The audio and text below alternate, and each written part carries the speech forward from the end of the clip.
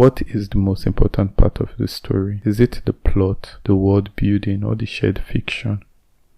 What is the purpose of a story? Is it the fun, the flaws of the human condition, or something more? Welcome back, guys. This is Madness in Nigerian Living, and I'm your host, Gisi. The Nigerian story is one story I find very fascinating, but before we dive into that, have you paused to think about story and storytelling? What storytelling has done for the human species? Because a lot of times when you look at the way we're evolved over the years, you see our cultural evolution was tied to storytelling. The storytelling of religion. We have seen cultures wherein they don't eat a particular kind of food that grows abundantly in their environment because it's tied to religious beliefs. That's a story. If you are not a part of that belief system, it's just very funny to see. The same is true for every other story. There's the story of money, a paper that we have been tied to value that we kill ourselves over. There's the story of country, patriotism, we go to war, we die for a country, an abstract concept. And then there's the story of Nigeria. If you are not Nigerian, you hear of the stories of us being scammers.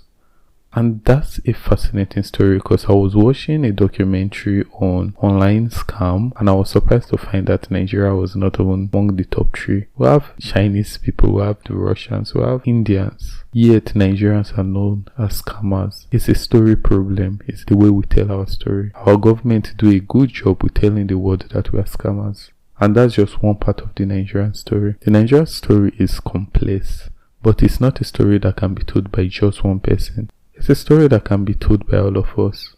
Okay, that's the end of the podcast. Bye bye. But wait, if you feel that's not a good enough way to end the podcast and it's a bit too short, then let's take a deeper dive. Honestly speaking, all I've said is the podcast so far, you really can end it. But how can we tell our story? Today, how am I going to tell this story? It's one of the things that comes to mind when I hit record. There's the thought process. I want to tell a story. I want to tell the Nigeria story. How am I going to tell the story in a way that will captivate you and hopefully motivate you to bring change? The first question would be, what is Nigeria?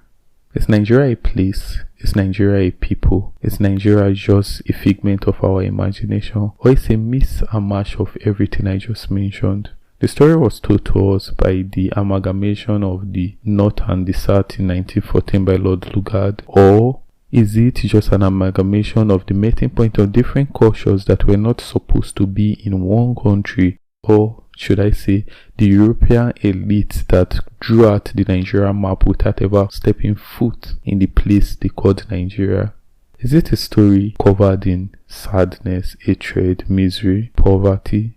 Is it a story of pain? Or is it a story of a beautiful opportunity that comes from the multicultural dialect that we call a country? These are the kind of ways we will approach the Nigerian storytelling. So I'm not going to focus on the history of how we came to be or pre-colonial Nigeria, even though it's very fascinating to see that the Nook culture in middle and northern Nigeria was one of the earliest known cultures to do metal war. But that part of the story is not the story I'm going to focus in. It's the story of me and you, because when you look at the Nigerian story, a lot of the times we think it's a place. If they ask you, have you gone to the Nigeria border? If you have never gone to the Nigeria border, you would think it's properly guarded with walls separating the Nigerian country from the rest, but usually it's not. The Nigerian story is the story of me and you. It's the story of Gisi. It's the story of you, the listener. It's the story of our government. Throughout the podcast, I've always tried to create a Nigerian problem, equate the Nigerian problem to the individual and find ways where the individuals can change it. Why do I do that? For one is because I greatly believe in the grassroots change, but for another is because I know the importance of shared fiction. Shared fiction is what we believe in. When the Japanese soldiers was fighting World War II and doing kamikaze, it's not because they don't want to leave, but it's because they believe in the shared fiction of the country Japan. So what is the shared fiction of the country Nigeria? For most Nigerians, the shared fiction is the meeting point of a country that is about to die. Best case scenario. Worst case scenario is a country that should have broken up a long time ago. Or it's a country of no hope and that's why you need to run. But we can change the shared fiction. We can change the story. I remember in 2021, I was on a flight and I saw a magazine, and on the magazine there was a particular page that was dedicated to a photographer, I can't remember his name now, that goes around Nigeria taking pictures of places that can be tourist attraction. And I saw one place in Enugu and I was amazed. The cave looked beautiful, the lighting was amazing, the water looked so serene, and I thought, why don't Nigeria focus on tourist attraction? Why don't the government focus on that? So I was thinking this while recording this. I also remembered the story of how they are about to start a skydiving place in Enugu, or sky gliding, and I'm like, nothing on earth will ever make me try that.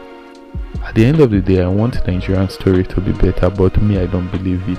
And I don't think I'm the only one who don't believe it. There's a lot of reasons as to why we don't believe it. Our government have given us reasons. The people have given us reasons, but the people make up you and I. That's where we have to change the story.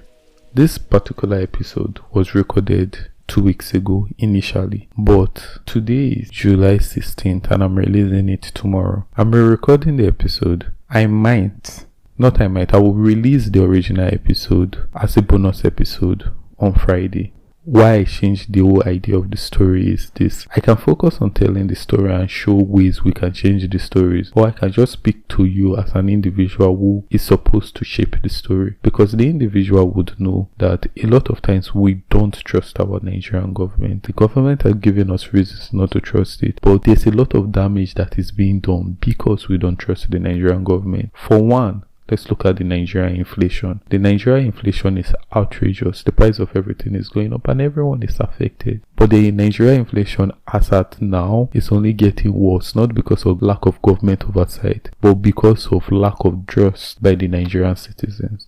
What do I mean by that?